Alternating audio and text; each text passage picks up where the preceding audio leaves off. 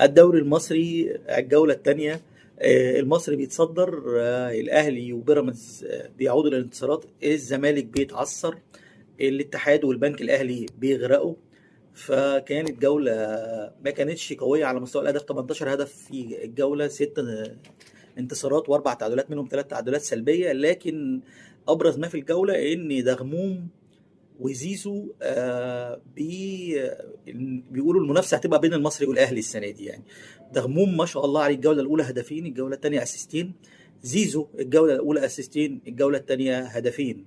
ف لكن المصري بيتصدر ب6 نقط، الاهلي في المركز الثاني مقرر 4 نقط، في فرق كتيره 4 نقط، زد والاهلي وبيراميدز والزمالك. آه الاهلي قدر ان هو يحقق الفوز على فاركو، اول فوز رسمي ريبيرو. وشفنا تألق زيزو في الماتش ده، وكمان تألق محمد هاني رغم الطرد. يعني محمد هاني قدر انه يعمل اسيستين، واحد لجرادي شار وواحد لشريف، في ظاهرة كونية عجيبة عمرنا ما شفناها من محمد هاني، يعني بيعمل اسيستين في ماتش واحد يعني. وطبعا كان يعني اختتمت بلقطة الطرد اللي الكابتن محمد معروف خد اللقطة، انا الكاريزما، انا مفيش مني، هات يا ابني الكاميرا عليا. هي لقطة الطرد غير مبررة، ولو في يعني لجان تحقيق في اتحاد الكورة لازم تحقق مع الحكم دوت، والحكم ده يقعد.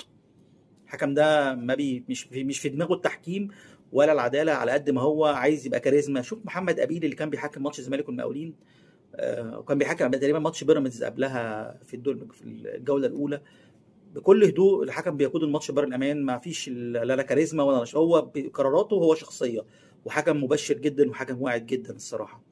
بيراميدز بيحقق فوز صعب قوي يعني في اخر 10 دقائق على الاسماعيلي.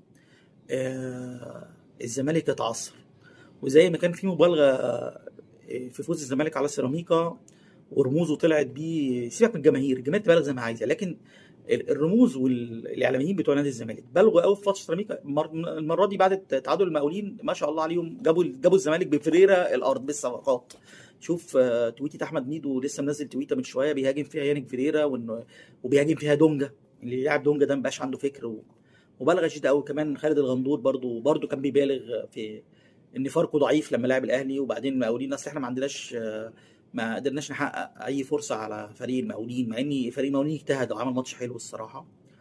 الاتحاد بيخسر المره الثانيه، البنك الاهلي خسر الاسبوع ده بعد التعادل، على يعني الصفقات اللي هو عاملها. البنك الاهلي في موقف وحش جدا. حرس الحدود بقيادة بسيوني عمل انتصار مهم على البنك الاهلي. ابرز ما في الجوله هو نبيل كوكي المدرب المصري، ودغموم وزيزو افضل 2 لعيبه في الدوري، ويليهم محمد هاني. بس سلام.